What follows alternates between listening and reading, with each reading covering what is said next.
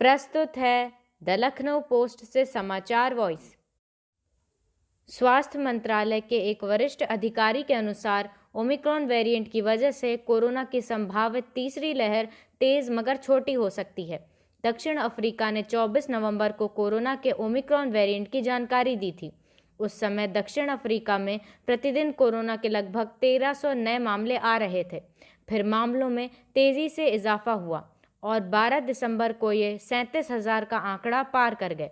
लेकिन इसके बाद दक्षिण अफ्रीका में कोरोना के नए मामलों में लगातार गिरावट आ रही है और पिछले कुछ दिनों से ये लगभग 14,000 के आसपास सिमट गए हैं। भारत में रविवार तक 19 राज्यों और केंद्र शासित प्रदेशों में ओमिक्रॉन केस बढ़कर 501 हो गए हैं।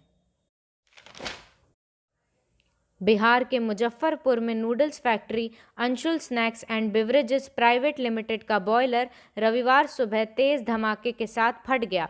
इस घटना में 7 लोगों की मौत हो गई, जबकि 1 दर्जन से अधिक लोग गंभीर रूप से घायल हो गए।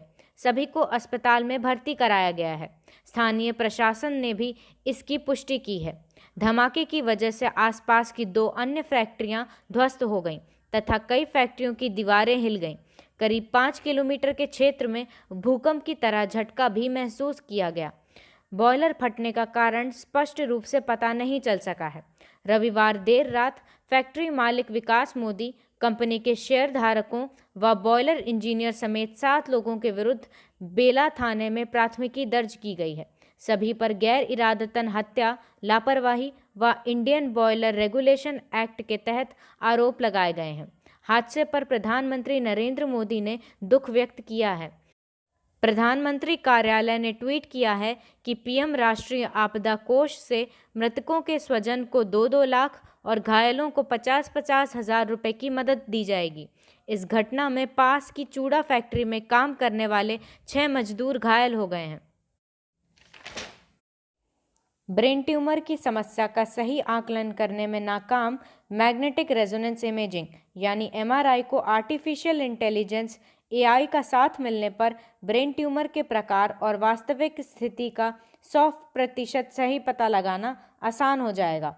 राष्ट्रीय प्रौद्योगिकी संस्थान रायपुर में इलेक्ट्रॉनिक्स एंड टेलीकम्युनिकेशंस अंतिम वर्ष के एक छात्र अमन वर्मा ने hyper sphere angular deep metric based learning के माध्यम से ऐसा कंप्यूटर एडेड डायग्नोसिस सिस्टम तैयार किया है जिससे ब्रेन ट्यूमर के प्रकार को एमआरआई जांच में प्राथमिक तौर पर पकड़ लिया जाएगा।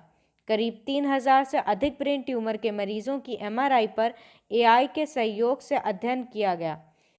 अध्ययन में 99% मामलों में एआई के सहयोग से परिणाम 100% सही रहा। देश के पूर्व प्रधानमंत्री अटल बिहारी वाजपेयी के जन्मदिन पर उत्तर प्रदेश सरकार ने एक पहल शुरू की है। सड़कों के पैच मरम्मत का काम अब सड़क मरम्मत एम्बुलेंस करेगी। लखनऊ मध्य क्षेत्र से इस पायलट प्रोजेक्ट का शुभारंभ शनिवार को उत्तर प्रदेश के उप मुख्यमंत्री व लोक निर्माण विभाग के मंत्री केशव प्रसाद मौर्य ने हरी झंडी दिखाकर किया। उन्होंने कहा है कि इस एम्बुलेंस के माध्यम से सड़कों की पैच मरम्मत को बहुत ही तेज गति से कराया जा सकेगा। अभी एम्बुलेंस पायलट प्रोजेक्ट के रूप में लोक निर्माण विभाग लखनऊ मध्य क्षेत्र को सौंपी जा रही है। आगे चलकर सभी मंडलों व बड़े जिलों में भी इसका संचालन कराया जाएगा। नागालैंड सरकार की ओर से रविवार को जारी एक पत्र के हवाले से यह जानकारी दी गई है कि देश के पूर्वोत्तर राज्य नागालैंड में पिछले 6 दशक से भी लंबे समय से लागू सशस्त्र बल विशेष अधिकार कानून एएफएसपीए को वापस लेने की मांग की समीक्षा करने पर केंद्र सरकार सहमत हो गई है। केंद्रीय गृह मंत्री अमित शाह ने 23 दिसंबर को नागालैंड के मौजूदा हालात पर चर्चा के लिए एक बैठक की थी, जिसमें नागालैंड और असम के मुख्यमंत्रियों सहित और लोगों ने भी भाग लिया था। उस बैठक में यह फैसला हुआ कि नागालैंड से एएफएसपीए वापस लेने के लिए एक जांच समिति बनाई जाएगी। इस पत्र में बताया गया है कि समिति की अध्यक्षता केंद्रीय गृह मंत्रालय के पूर्वोत्तर मामलों के अतिरिक्त सचिव करेंगे।